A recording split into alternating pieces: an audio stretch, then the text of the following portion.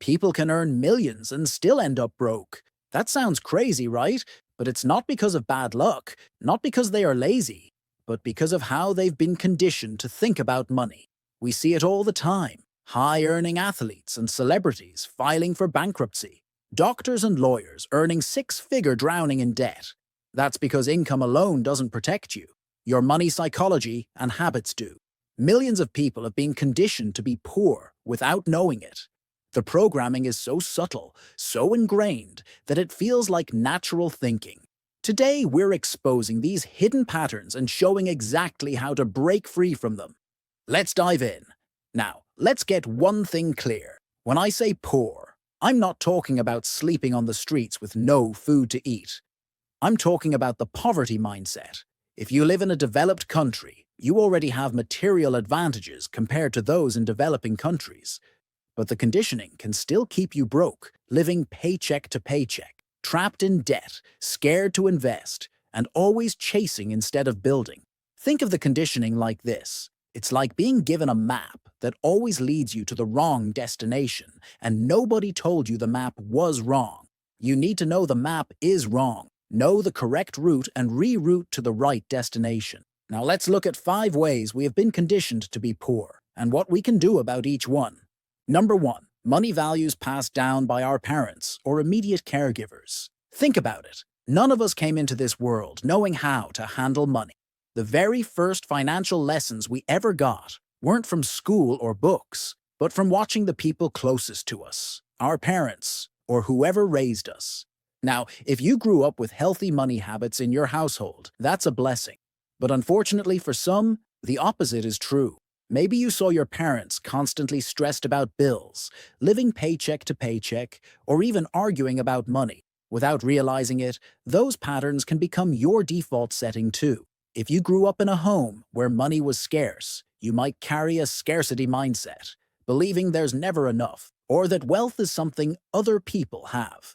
Scarcity mindset happens when people are raised to believe that money and opportunities are always limited. Instead of thinking, how can I create more? The brain locks into, there isn't enough. And where do we first pick up this mindset? From the dinner table. Think about the phrases you might have heard growing up. We can't afford this. Money doesn't grow on trees. Or maybe even guilt-tripping lines like, do you think I'm made of money? Parents usually mean well. They're just passing down what they were taught. But instead of teaching us how to solve money problems, many of us were taught to accept financial limits. Here's the danger. When your brain hears, we can't afford this, it shuts down. You stop looking for options. You go straight from curiosity to doubt. And if that's the script running in your head as an adult, you'll constantly feel like money is outside your control, even if you're earning decent income. So here's the reframe. Instead of saying, I can't afford this, start asking, how can I afford this? This tiny shift forces the brain to look for creative answers. Maybe you don't get the thing immediately, but your mental response changes from doubt to problem solving. I've met people who feel guilty every time they spend $1, or who panic when they see a bill, not because they're broke, but because they inherited a fear of money. Pay attention to your daily money language. Replace scarcity statements with questions that spark creativity. Over time, you train your brain to search for opportunities instead of blocking them. And that shift from scarcity to creativity is one of the most powerful upgrades you can give yourself financially. Pause and ask yourself, what mindset and money habits did I inherit, and are they serving me today? Write them down. Be brutally honest. Then challenge the ones holding you back. You can't choose the money values you were handed as a child, but as an adult, you can choose to rewrite the script. Now let's look at conditioning number 2. Conditioning number 2. School trains you to be an employee. Think back to your school days. What were you taught? Sit still, follow instructions, memorize facts, and then regurgitate them on a test. That's not a system built for creativity or wealth building. That's a system designed during the industrial age to produce factory workers. People who could follow orders, show up on time, and repeat the same tasks over and over again. Remember that kid in math class who raised their hand and asked, when will we ever use this in real life? The teacher probably rolled their eyes and said, you'll understand when you're older. Well, We're older now, and that kid was right. We memorized the quadratic formula, but nobody taught us how to write a budget. Now, don't get me wrong, education has value, but here's the catch. The traditional school system was never designed to teach financial independence. It was built to make good employees. In the 80s and 90s, that actually made sense. A stable salary job meant security, benefits, and maybe even a pension. You could build a decent life by just getting a good job. But fast forward to today, and things look very different.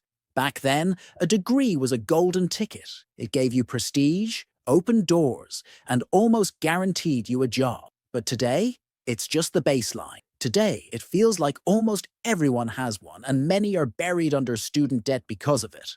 On top of that, jobs are harder to land unless you already have the right connections. And even if you do get that so-called good job, it doesn't guarantee financial freedom. A salary gives you stability. It pays the bills, sure, but it might not build wealth long-term. So how do you break this conditioning? You practice self-education, read about finance, learn the basics of investing, study business models, creativity, and problem-solving. The wealthiest people in the world are lifelong learners, not because school taught them, but because they went out of their way to teach themselves what school never covered. Conditioning number 3, trading time for money. This one connects directly to the last point about school training us to be employees. Most of us are indirectly taught that the primary way to make money is to trade our time for it by being employees. You work an hour, you get paid an hour. This is simple but also limiting. Now, to be fair, there are some pros to this system. It teaches discipline, it gives structure, and it builds a work ethic. Those are valuable skills. But here's the downside. It also places a hard ceiling on your income. No matter how talented you are, you only have 24 hours in a day. If your income is tied directly to your hours, then your earning potential is capped from the start. And that's the trap. You can work harder, take overtime, maybe even get a raise. But you're still playing within the same system of exchanging time for money. That's why so many people feel stuck. They're working harder, but their money isn't working for them. At the end of the day, you're still trading time for money, and the moment you stop working, the money stops too. And that's the conditioning. We were taught to value hours, not results. But wealth doesn't reward hours, it rewards value. So, what's the fix? Shift from a pure time for money mindset to a value for money mindset. That means finding ways to separate your income from your hours. It could be starting a side hustle, investing, or building skills that let you earn based on results, not just hours worked, like a coder who builds an app once and then sells or licenses it repeatedly. The value isn't in the hours spent coding. It's in the outcome the product creates. When you stop trading only time and start building systems or assets that work for you, that's one of the ways you open the door to financial freedom. This is exactly what M.J. DeMarco explains in his book, The Millionaire Fastlane. I've got a full summary you can check out after this video. Let's move on to the next conditioning. Conditioning number 4, hard work alone leads to wealth. From the time we're kids, we're told, if you just work hard enough, you'll make it. Grind longer, push harder, sacrifice more, and eventually, financial freedom will be yours. Sounds noble, right? But here's the problem. If hard work alone guaranteed financial success, then the hardest working people in society, from those pulling long shifts in hospitals to those working in the fields and on construction sites, would be the richest. But sadly, we both know that's not the case. Wealth doesn't come from what you earn. It comes from what you do with what you earn. Two people can make the same $60,000 a year. One invests, builds assets, and grows richer, while the other spends it all keeping up with lifestyle inflation. Same income, two completely different futures. The truth is that wealthy people don't just work hard, they learn to work smart. Yes, effort matters, discipline matters, but the people who rise to the top don't keep grinding forever. They shift from pure hustle to using leverage. They've learned to leverage systems, talent, and capital to create financial freedom. Wealthy people multiply their efforts instead of just stacking more hours. That's the big difference between the hustle mindset and the strategic mindset. The hustle mindset says, If I just put in more hours, I'll win. The strategic mindset asks, how can I build value that lasts? Now let's be clear, the strategic mindset isn't about laziness, taking shortcuts or cutting corners. It doesn't mean slacking off or avoiding hard work. In fact, you still need discipline and effort to build anything worthwhile. The difference is that instead of pouring all your energy into more hours, you're pouring it into systems, assets, and strategies that keep producing results long after the initial work is done. So here's the fix. Ask yourself this question: how can I make my money work for me instead of just working for money? If you want real wealth, you can't just work harder. You have to start working smarter. Remember, the goal isn't to avoid hard work. It's to ensure your hard work is building something lasting, not just keeping you busy. Finally, let's address the last conditioning that holds a lot of people back. Conditioning number 5, debt normalization. Here's another trap society has conditioned us to accept. Debt is normal. From student loans to car payments to credit cards, it's almost expected that you'll owe money to someone. In fact, many people enter adulthood already in the red. A new graduate hasn't even received their first paycheck, and yet they're already buried under student debt. Think about what that really means. Your future income is already spent before you even earn it. And who benefits? Banks and lenders. That's how their business works. They earn interest when you stay in debt.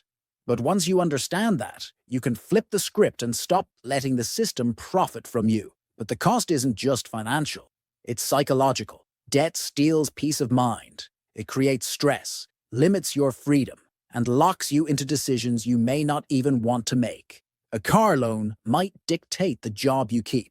A credit card balance might stop you from taking risks. Debt keeps people trapped in cycles where they work just to stay afloat. Now, not all debt is created equal. There's a big difference between good debt and bad debt. Good debt is the kind that helps you build assets, like a business loan or an affordable mortgage on a property that grows in value. Bad debt, on the other hand, is consumer debt, borrowing to buy things that lose value the moment you swipe your card. So, here's the fix. Stop treating debt as normal. If you already have it, build a plan to aggressively pay down the bad debt first. There's an incredible peace of mind that you have when you know you owe nobody. And if you need to use debt, make sure it's for something that generates income or increases in value over time. That's how you take back control and stop letting debt dictate your future. So how do you break out of this programming? Here's the thing. It's not about grinding harder or working longer hours. It's about reprogramming your financial mindset. Once you see the conditioning for what it is, you can start replacing it with something stronger. Think of it as 4 simple pillars. Number 1, awareness. First, recognize the conditioning. You can't change what you don't notice. Here's one of my favorite quotes from Carl Gustav Jung. Until you make the unconscious conscious, it will direct your life, and you will call it fate. The moment you see how you've been programmed, you start to take back control. Number 2, education. Learn timeless financial principles. Read Buffett, Housel, Bogle, people who built wealth on fundamentals, not fads. Knowledge compounds just like money. Number 3, environment. Surround yourself with people who are building, not just consuming. The fastest way to change your mindset is to be around people who think bigger. And finally, action. Start small. Save a little, invest a little, test a side hustle. Build scalable income streams that don't rely on trading your hours for money. Tiny, consistent steps are what snowball into freedom. You don't need to overhaul your life overnight. You just need to start shifting, one decision at a time. If this opened your eyes, don't just keep it to yourself. Share it with someone who needs this wake-up call. And while you're here, make sure to subscribe and hit the notification bell so you don't miss the next video. Now, if you're in your 30s, you can watch my video on the biggest money mistakes people make in their 30s and how to fix them. Click here and let's keep building your financial future together.